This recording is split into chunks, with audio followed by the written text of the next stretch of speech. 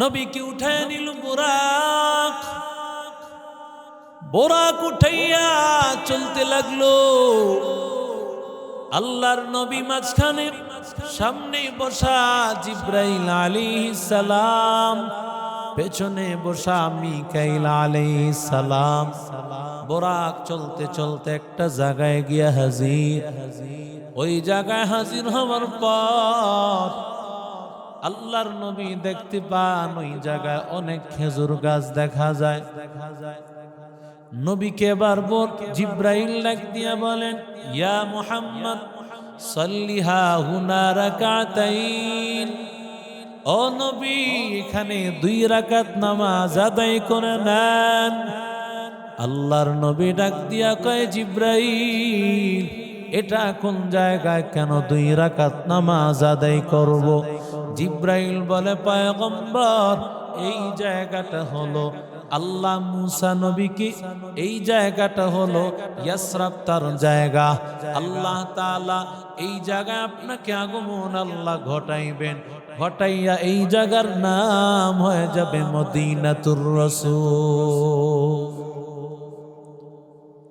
খেজুর গাছ বিশিষ্ট একটা জায়গা নবীকে আগে ঘুরে দেখাইলেন, নবী এই জায়গায় আপনার আগমন ঘটবে, জায়গার নাম ইয়াসরাব, কিন্তু আপনি আসার পর হয়ে যাবে মদিনাতুর রাসূল। সুবহানাল্লাহ। নবীজি আরেকটু সামনে গেছেন। জিব্রাইল আলাইহিস সালাম বলেন, ইয়া মুহাম্মদ সাল্লিহা হুনা রাকাতাইন। মুহাম্মদ 2 রাকাত নামাজ আদায় করে নেন। মায়া নবী ডাক দিয়ে বলেন, নো জিব্রাইল, এটা কোন জায়গা? জিব্রাইল ডাক দিয়া বলেন, পয়গম্বর, এই জায়গাটা হলো মুসা নবীকে আল্লাহ তাওরাত দিয়েছেন যেই জায়গায়, এটাই হলো তুর পাহাড়ের ওই জায়গা। তুর পাহাড়ের জায়গায় নিয়া নবী সেখানেও 2 রাকাত নামাজ আদায় করেছেন। মুসলমান কোন জিনিসকে স্মরণ করতে হয় ইবাদতের মাধ্যমে। মুসলমান যে কোনো জিনিস স্মরণ করবে, উদযাপন করবে ইবাদত দিয়া। যেমন ঈদুল ফিতর আনন্দ উদযাপন হয় নামাজ দিয়া, যেমন ঈদুল আজহা আনন্দ উদযাপন হয় নামাজ দিয়া, আবার কোরবানি দিয়া। সুবহানাল্লাহ। মুসলমানের সব কিছু ইবাদতের মাধ্যমে, বিশেষ করে ইবাদতের মধ্যে সবচাইতে দামি ইবাদত নামাজ। এজন্য যে কোনো জায়গায় নিদর্শন হিসাবে কাবার, মক্কা, মদিনার যে কোনো জায়গায় নিদর্শনের সব জায়গায় একটা করে মসজিদ আছে। ঠিক না বে ঠিক? জোরে বলে। কারণ এগুলো হলো নিদর্শন। আল্লাহ নবীকে ঘুরায়া এই নিদর্শনগুলোর জায়গায় নামাজ পড়ায় বুঝাইছেন, এ জায়গায় আসবে আর আপনার উম্মতেরা ঈশা ঈশা নামাজ পড়ে আল্লাহর কাছে দোয়া করো। নাকি সেলফি তুলবে? হ্যাঁ, মদিনার সামনে আছে আমি এখন, নবীজির রওজার সামনে না, না, বরং সে জায়গায় গিয়া রসুলের রওজা মুবারকে গিয়া, প্রতিটা জায়গায় গিয়া আসল উদ্দেশ্য তো হলো দোয়া করব আমি। আল্লাহ এই জায়গায় উপস্থিত হয়েছেন সাহাবাই কারাম, এই জায়গায় ছিলেন নবীজি। কোথায় নবী, কোথায় সাহাবীরা, আর কোথায় আল্লাহ যে আমাদেরকে ওই জায়গায় নেন, এটা তো আমাদের বড় কপাল। ঠিক না বে ঠিক? জোরে বলে। আমরা যে নবীর রওজার সামনে দাঁড়াইতে পারি।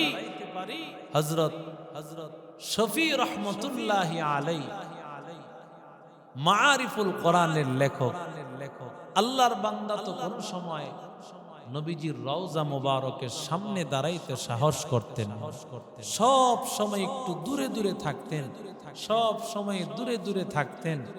মানুষেরা জিজ্ঞাসা করতেন, আপনি কেন কাছাকাছি যান না? মানুষেরা জালি মুবারকের কাছাকাছি যাইতে চায়, দেখতে চায়, কিছু সময় দাঁড়ায় থাকতে চায়, আপনি কেন কাছাকাছি যান না? তখন আল্লাহর বান্দা মুফতি শফি রহমতুল্লাহি আলাইহি, মাআরিফুল কোরআনের লেখক, তিনি বলেন, এই জায়গায় তো দাঁড়াইছেন, নবীজির সাথে কথা বলছেন, নবীজির কাছাকাছি ছিলেন সাহাবায়ে কারাম। কোথায় সাহাবী আর কোথায় আমি? কোথায় সাহাবীদের ঈমান, কোথায় আমার ঈমান? কোথায় তাদের আমল আর কোথায় আমার আমল? আল্লাহু আকবার বলেন। এজন্য মক্কা মদিনা হলো এক অনুভূতির নাম, এক ভালোবাসার নাম। যেই ভালোবাসা নিয়ে না যেতে পারবে সে মক্কা মদিনার কিছুই পাবে না। প্রতিটা জায়গায় এজন্য যারা বাইতুল্লাহ যাবে, বাইতুল্লাহর মুসাফির নামক একটা বাংলা বই আছে, আবু তাহের মেজবা সাহেবের লেখা, বাইতুল্লাহর মুসাফির। এই বইটা যারা পড়বে, পরে বাইতুল্লাহ যাবে, ওরা বাইতুল্লাহ যাওয়ার আগে ওদের মন খালি কাঁদতে থাকবে, কখনো জায়গায় যাব, কখনো জায়গায় যাব। আল্লাহু আকবার। বাইতুল্লাহর মুসাফির, বাইতুল্লাহর ছায়ায়, এগুলো হলো বাইতুল্লাহর আকর্ষণ। আর এই অনুভূতি নিয়ে যারা বাইতুল্লাহ যেতে পারবে, আল্লাহ তাদেরকে হজ্জে মাকবুল আল্লাহ নসিব করে দিবে।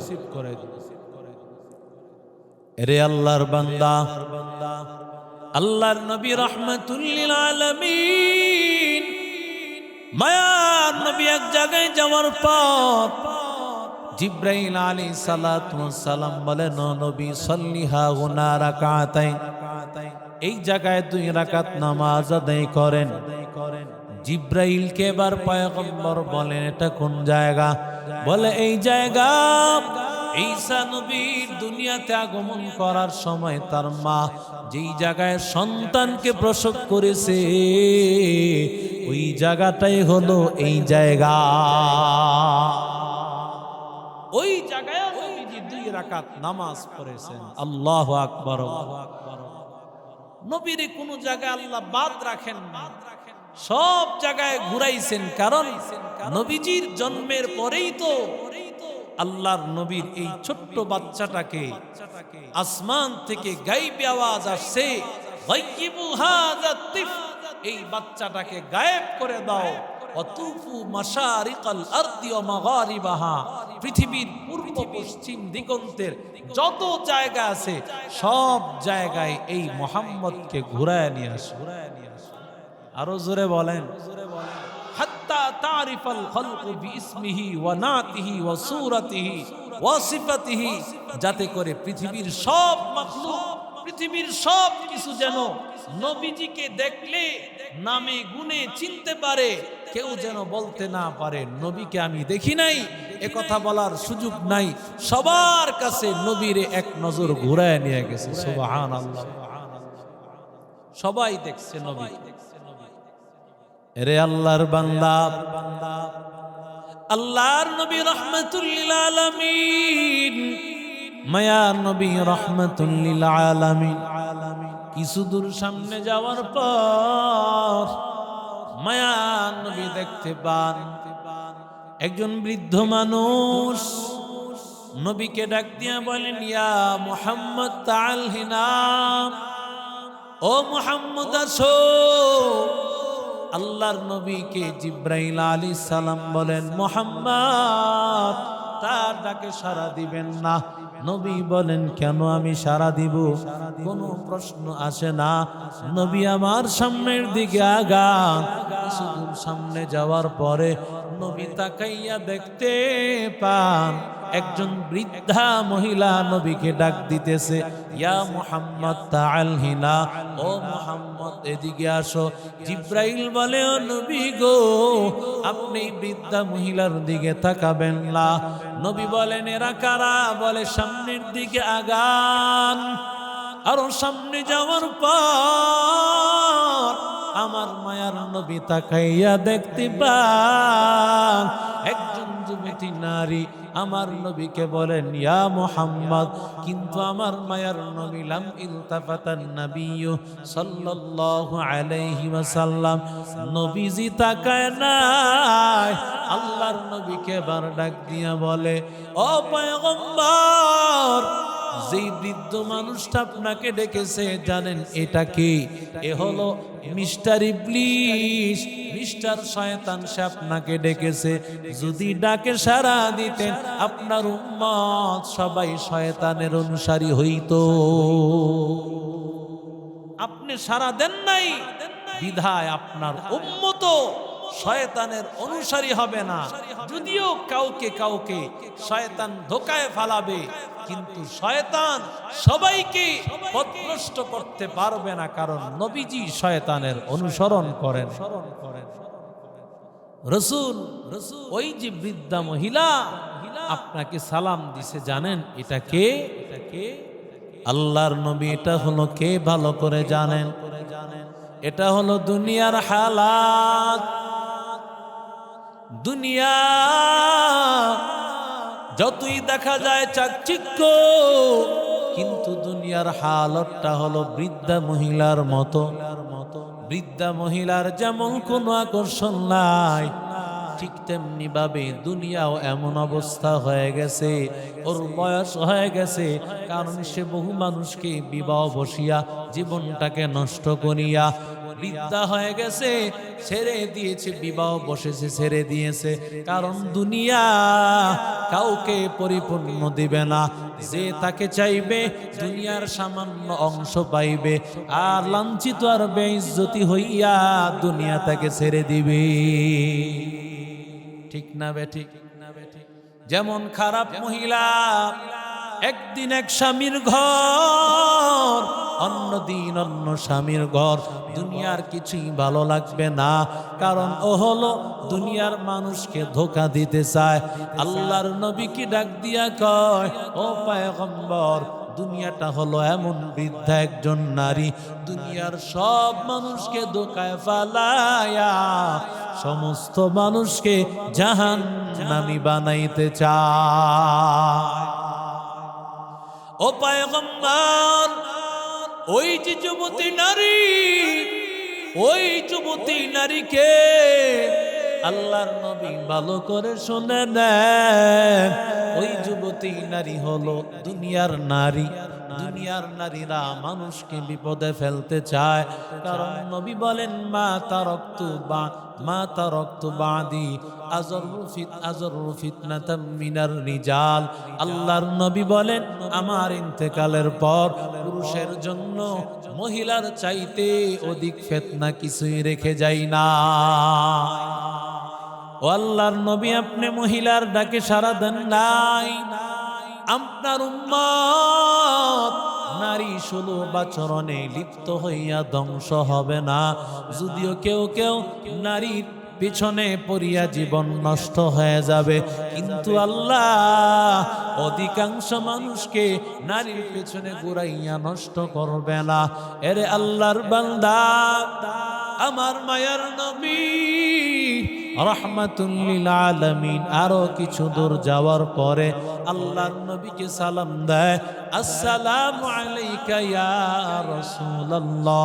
একজন বলেন আসসালামু আলাইকা ইয়া আউয়াল, আসসালামু আলাইকা ইয়া আখির, আসসালামু আলাইকা ইয়া হাসির।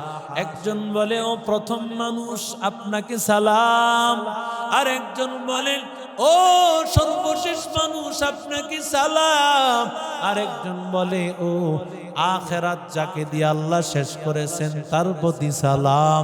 ওরে আল্লাহর বান্দা, জিবরাইল আলাইহিস সালাতু ওয়াস সালাম বলে, নবী গো, কারা আপনাকে সালাম দিয়েছে জানেন নাকি? যিনি প্রথম সালাম দিয়েছেন তিনি হলেন আপনার বাবা ইব্রাহিম। যিনি এর পরে বলেছেন সালাম তিনি হলেন মুসা পয়গম্বর। তৃতীয়বার যিনি সালাম দিয়েছেন ও নবী তিনি আর কেউ না, তিনি হলেন ঈসা পয়গম্বর। আল্লাহর নবী রাহমাতুল লিল আলামিন মায়ার নবী চলার সময় আল্লাহর নবী তাকায় দেখতে পান কিছু মানুষের এমন হালাত, গাল তাদেরকে কাটা হচ্ছে কাঁচি দিয়া দিয়া। ডান গাল কাটা হয়, বাম গালটা আবার ভরাট হয়ে যায়, আবার বাম গাল কাটা হয়, ডান গালটা আবার ভরাট হয়ে যায়। নবী বলেন ও জিবরাইল এরা কারা? নবীরে বলেন ও পয়গম্বর, এরা হলো আপনার উম্মতের ওই সকল মানুষ যারা মিথ্যা প্রচার করে, সমাজের মধ্যে মিথ্যা খবর ছড়ায়, যারা মিথ্যা তথ্য প্রযুক্তি ছড়াইবে, যারা সাংবাদিক ভাইয়েরা অনেক সময় মিথ্যা প্রচার করিয়া মানুষকে ধোঁকা দেয়, হাসরের ময়দানে ওই সাংবাদিকদের হবে এই হালাত। কারণ তথ্য সন্ত্রাস তো এখন অনেক বেশি, কথা বলেন ঠিক না বেঠিক? 17 বছর তো ছিল সরকারের গোলাম, যা সরকার বলছে তাই প্রচার করেছে। তওবা করেন, এই 17 বছর অন্যায়ের জন্য প্রতিটা সেকেন্ডে সেকেন্ডে তওবা করেন, আর যা ভুল প্রচার করছেন যদি বাঁচতে চান মানুষের কাছে সত্যটা প্রকাশ করে দেন, আর না হয় বাঁচা যাবে না। আল্লাহর নবী রাহমাতুল লিল আলামিন দেখেন এমন কঠিন হালাত, গাল কাটতেছি রে ভাই, কেমন অবস্থা একটু চিন্তা কর। গাল কাটতেছে, গোশত একেবারে কেটে ফেলা হচ্ছে, আবার গোশত ভরাট হয়ে যাচ্ছে, আবার কাটা হচ্ছে, আবার ভরাট হয়ে যাচ্ছে। আমার মায়ার নবী রাহমাতুল লিল আলামিন তাকায়া দেখতে পান কিছু নারী এবং পুরুষ একেবারে উলঙ্গ অবস্থায় হয়ে আছে। আগুনের লেলিহান শিখা, ওই অগ্নি শিখার মধ্যে নারী, কোন কাপড় নাই। নারীরা আগুনের লেলিহান শিখার মধ্যে একবার উপরে উঠে আবার নিচের দিকে নামিয়া যায়, আবার উপরের দিকে উঠে আবার নিচের দিকে নামিয়া যায়। নবী ডাক দিয়া বলেন, ও জিব্রাইল, এই সমস্ত নারী কারা? ও জিব্রাইলেরা কারা উলঙ্গ হইয়া আগুনের লেলিহান শিখার মধ্যে এত ভয়ঙ্কর অবস্থা?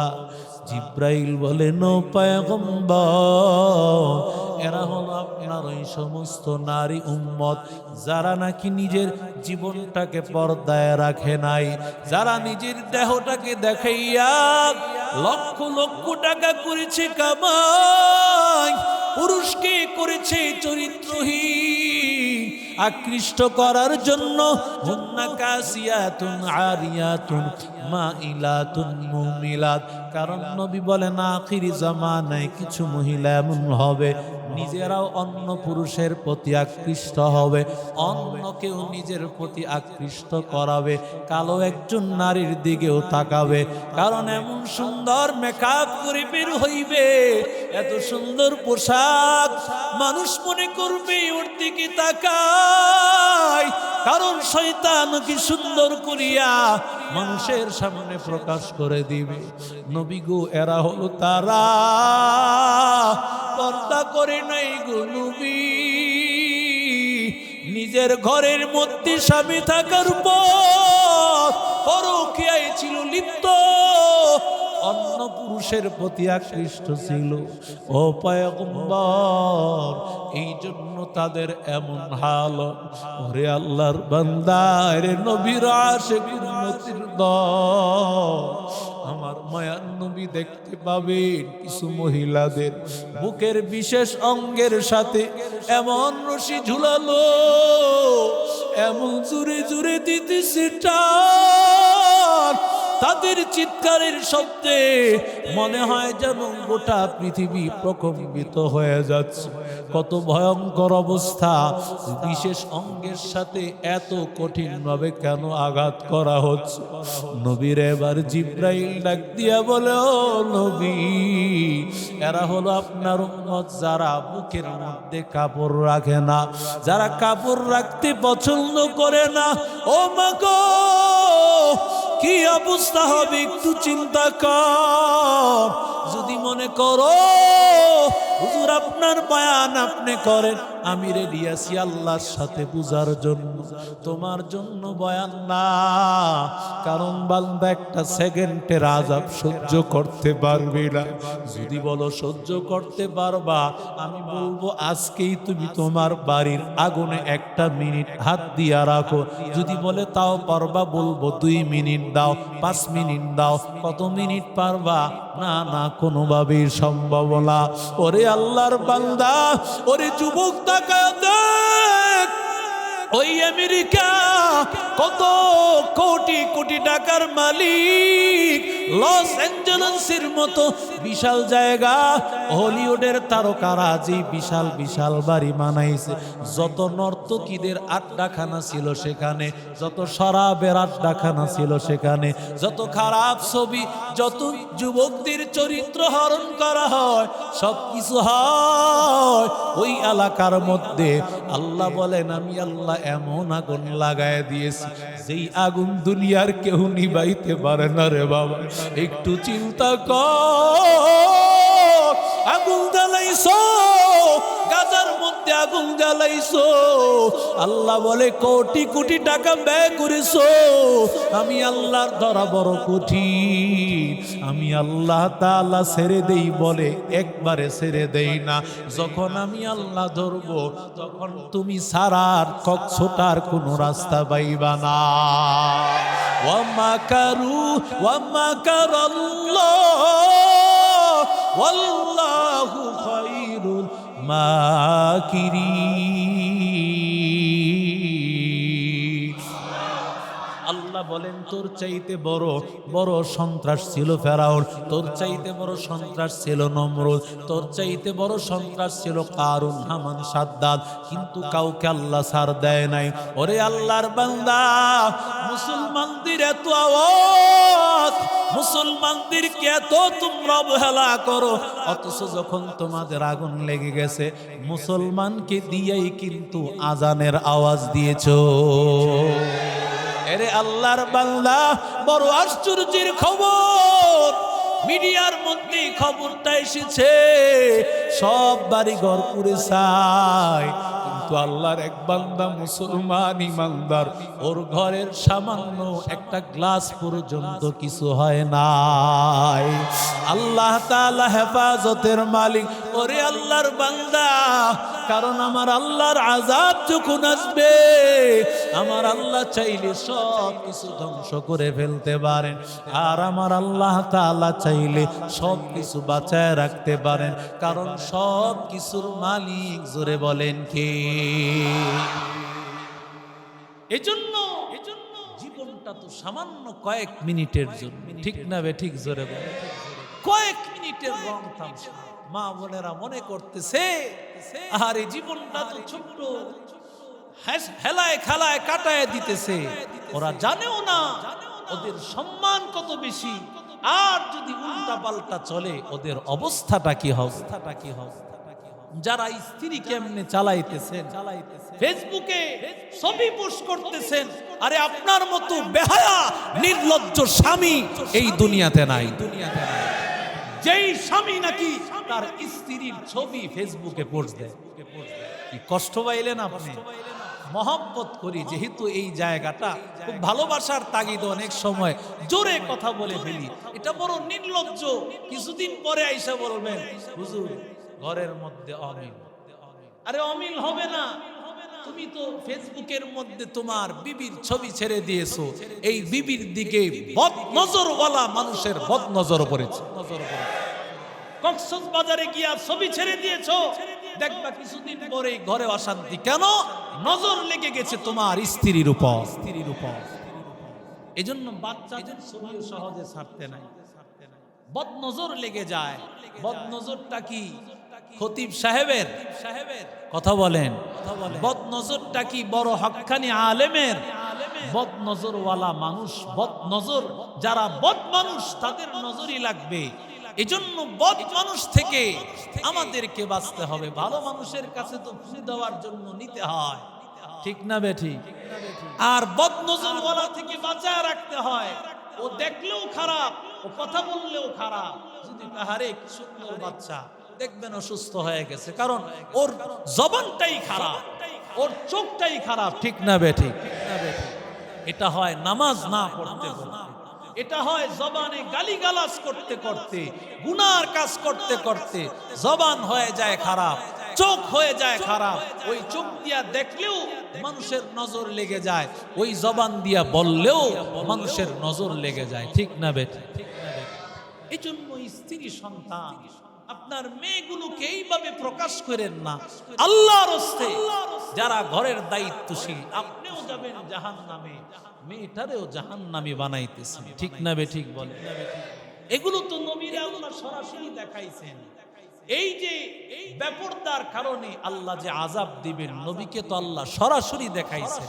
এমন না যে নবী শুধু বলছেন, আল্লাহর নবী বললে তো মানুষ আপত্তি করতে পারত। গোটা পৃথিবী সব বিজ্ঞানীদেরকে চ্যালেঞ্জ যে নবী যেই কথাগুলো বলছেন নবী নিজেই দেখে আসছেন। কি বলেন ঠিক না বে ঠিক? নবীজির শুধু মুখের কথা না, নবীর আল্লাহ এই জন্যই দেখাইছেন, এই জন্যই আমার নবী বিশ্ব নবী। সুবহানাল্লাহ, সুবহানাল্লাহ। আমার নবী বিশ্ব নবী, আমার নবীর উম্মত বিশ্ব সেরা উম্মত। এই নবীর উম্মতের আগে কোন উম্মত জান্নাতে যাবে না। আলহামদুলিল্লাহ বলে। এই জন্যই নবীর উম্মত হইয়া খুশি না বেজার। নবীর একটা আদর্শ হলো নাজিবু আফনিয়াতাকুম। নবী বলেন তোমার ঘরের আঙ্গিনাটা পরিষ্কার রাখো, ঘরের আঙ্গিনাটা পরিষ্কার রাখো। কারণ আন-নাযাফাতু মিনাল ঈমান, নাযাফাত এটা ঈমানের একটা অংশ। পরিষ্কার পরিচ্ছন্নতা না থাকলে ঘরের মধ্যে অনেকে সম্বন্ধ করতে আসলে ওয়াশরুমটা আগে দেখে, যদি ওয়াশরুম ঠিক না থাকে সম্বন্ধ করে না। ঠিক না বে ঠিক? আমি জানি না, আমার ধারণা এমন, আমি সাধারণত যেগুলো বুঝি যে ওয়াশরুম দেখে কেন, কারণ যে নাকি ওয়াশরুম পরিষ্কার রাখবে আশা করি তার অন্য দিকটাও পরিষ্কার আছে। দেখবেন অনেকের টয়লেট একেবারে নোংরা। কেন নোংরা? কারণ আসলেই তার সবকিছু হলো নোংরা। আপনার ঘর আঙ্গিনা পরিষ্কার রাখা এটা ঈমানের অংশ। এটা এমন না যে পরিষ্কার করলে করলাম, না করলে নাই। আপনার ঘরটাকে পরিষ্কার রাখবেন, আপনার আঙ্গিনাটা যেখানে আপনি হাঁটাচলা করবেন পরিষ্কার রাখবেন। গোটা বিশ্বের বিভিন্ন কান্ট্রিতে আপনারা যারা ঘোরাফেরা করছেন, কত পরিষ্কার পরিচ্ছন্ন রাস্তাঘাট, মনে হয় যেন এখানে ঘুমানো যাবে। ঠিক না বে? আলহামদুলিল্লাহ, আমরা বারবার দোয়া করেছি, আমাদের দোয়া আল্লাহ কবুল করেছেন। আলহামদুলিল্লাহ পড়েন, আবারও সকলে পড়ি আলহামদুলিল্লাহ।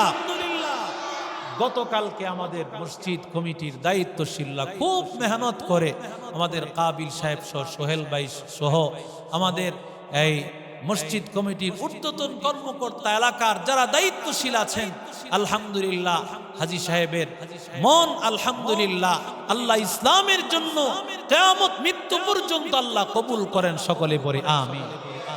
এই জায়গাটা বেগুদিয়া পরিষ্কার করতে গতকাল লেগেছে 30,000 টাকা, এবং আমরা এখানে একটা নেট প্রায় অনেক উঁচু করে একটা নেট দেওয়া হবে। আমরা কেউ আর ইনশাআল্লাহ ময়লা ফালাবো না। রাজি আছি না ইনশাআল্লাহ? প্রায় আরো 70,000 টাকার মতো ব্যয় হবে। অলরেডি 30,000 টাকা চলে গেছে, প্রায় 1 লক্ষ টাকা। তো এটা ঘরে ঘরে গিয়া আমরা যারা উপস্থিত হয়েছি, আমরাই আশেপাশের ঘরের মানুষ। কি বলেন ঠিক না বেঠিক? এটা আমাদের সবার দায়িত্ব, এটা আমাদের সবার দায়িত্ব। একটু মেহেরবানি করে বলেন যে হুজুর ইনশাআল্লাহ আমি এই পরিষ্কার পরিচ্ছন্নতার জন্য, এটা ঈমানের একটা অংশ, আমি 5,000, 2,000, 10,000 ইনশাআল্লাহ দিব। একটু মহব্বতের সাথে বলেন ভাই ইনশাআল্লাহ, একটু তাড়াতাড়ি বলবেন। নগদ থাকলে নগদ দিয়া দেন, না হয় ইনশাআল্লাহ নামটা লেখান। এই নেটটা লাগানো হবে আগামীকাল থেকে, আরো 70,000 টাকা ব্যয় হবে, 1 লক্ষ টাকা লাগবে। এই টাকাগুলো আমরাই দিতে হবে, কারণ এটা আমাদের একটা পরিষ্কারের একটা অংশ, আমাদের একটা রাস্তা। জি ভাই, সর্বপ্রথম কে বলবেন হুজুর আমি ঈমানের অংশ, মুসল্লিরা এখানে যাতায়াত করবে, নামাজ পড়বে, আসবে যাবে, আমার জন্য সার্বক্ষণিক দোয়া করতে থাকবে, আর আল্লাহ তাআলা আমার আব্বা আম্মাকে উসিলায় কবরের মধ্যে জান্নাতের ব্যবস্থা করে দিবে। জি ভাই, একটু হাত তুলে ইশারা করি, হুজুর আমি 1,000 টাকা, আমি 2,000 টাকা, সবাই ইনশাআল্লাহ খুশি খুশি বলি ইনশাআল্লাহ, কেউ বাদ যাব না ইনশাআল্লাহ। 500, 1,000, 2,000 ইনশাআল্লাহ খুব দ্রুত বলি ভাই ইনশাআল্লাহ। একটু হাত দিয়ে ইশারা করি। খাদেম সাহেব যাবেন, মুয়াজ্জিন সাহেব যাবেন,